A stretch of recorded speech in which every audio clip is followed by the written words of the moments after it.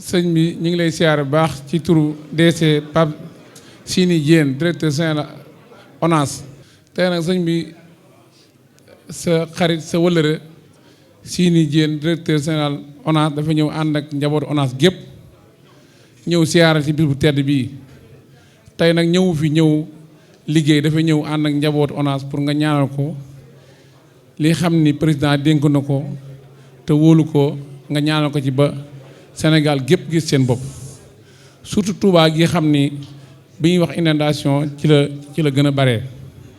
bi muy ñëw nag mi ngi ànd ak secrétaire général bi Mbaye Jonn ak Bamba mi xam ni moom ñëpp xam nañ ci yoon yi muy ku am solo kuy taxawaa Touba muy daaf bi.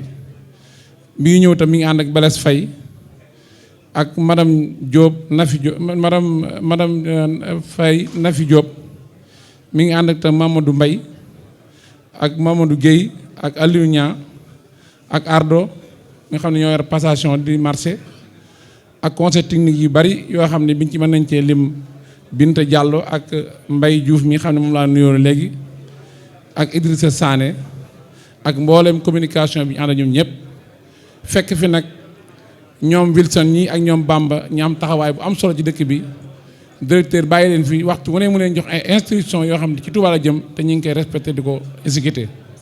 ñi ngi ànd nag baax ak Cheikh Ndiaye itam moom yor communication nekk ci communication ONAS.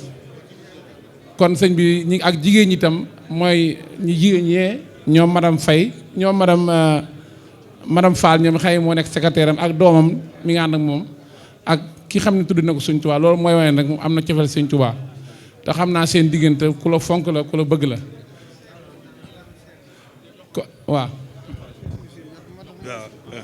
waaye dama ko seerloo daaw rek. jërëjëf dara soppi ko ci. loolu lañ koy seeralaat waaw.